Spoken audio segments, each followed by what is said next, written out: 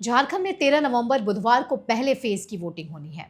झारखंड में अब तक जिस तरह से आदिवासी समाज के उत्थान, उनके हितों की रक्षा और अवैध घुसपैठ का गंभीर मुद्दा सामने आया, उसने इस बार के चुनाव को बेहद दिलचस्प बना दिया है। आज भले ही कांग्रेस जेएमएम के साथ मिलकर झारखंड में आदिवासी वोटों के लिए आदिवासी बहुल इलाकों में जाकर खुद को जनजातीय हिंदुओं का हितैषी बताए, राहुल गांधी उन्हें लव यू बोले, लेकिन कांग्रेस और यूपीए ने किस तरह से आदिवासी समाज का अपमान किया है, कैसे उनके मान सम्मान को ठेस पहुंचाया है, कैसे एक आदिवासी बेटी को देश का प्रथम नागरिक बनने में ये पार्टी रोड़ा अटकाती रही है, हमारे पास इसका सबसे बड़ा उदाहरण है राष्ट्रपति द्रौपदी मुर्मू जी।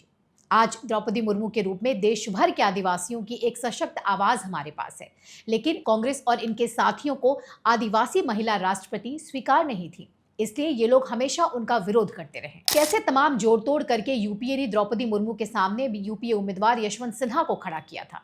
इतना ही नहीं, क्या झारखंड में रहने वाला आदिवासी समाज ये भूल सकता है कि किस किस तरह की भाषा का इस्तेमाल एक महिला राष्ट्रपति के लिए कांग्रेस पार्टी के नेताओं द्वारा किया गया था, जिसका उन्हें कोई पछतावा नहीं है।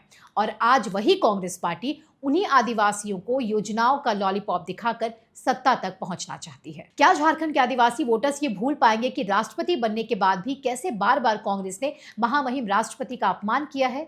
राहुल गांधी ने बड़ी ही बेशर्मी से राष्ट्रपति को लेकर झूठा दावा करते हुए कहा था कि राष्ट्रपति द्रौपदी मुर्मू को अनुसूचित जनजाति का होने की वजह से राम मंदिर के प्राण प्रतिष्ठा समारोह में आमंत्रित नहीं किया गया था। हालांकि इसके बाद उनकी ही भद पिटी थी, क्योंकि राष्ट्रपति ने अपने ट्विटर हैंडल से प्रधानमंत्री नरेंद्र मोदी द्वारा भेजे गए आमंत्रण की कॉपी शेयर की। दरअसल एक आदिवासी समाज की बेटी कैसे आज देश की प्रथम नागरिक है, इससे कांग्रेस अभी तक उबर नहीं पाई है। वहीं दूसरी तरफ द्रौपदी मुर्मू का राष्ट्रपति बनना उन आदिवासी समाज के लिए एक गौरव, एक सम्मान की बात है, जिसे कांग्रेस ने अब तक सिर्फ महज एक वोट समझा है, उन्हें आगे बढ़ने ही नहीं दिया गया।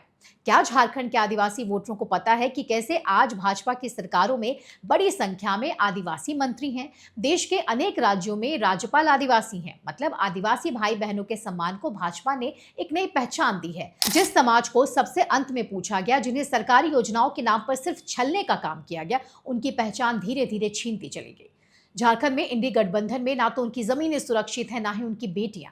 ऐसे में झारखंड की कांग्रेस जेएमएम वाली गठबंधन को आदिवासियों की कितनी चिंता है, आप समझ सकते हैं। एनडीए द्वारा द्रौपदी मुर्मू जी को अपना राष्ट्रपति उम्मीदवार बनाने का फैसला देश के अंतिम पंक्ति में खड़े व्यक्ति तक ये संदेश पहुंचाना था कि वे भी देश के सर्वोच्च पद तक जा सकते हैं। प्रथम नागरिक बनने की क्षमता उनमें भी है।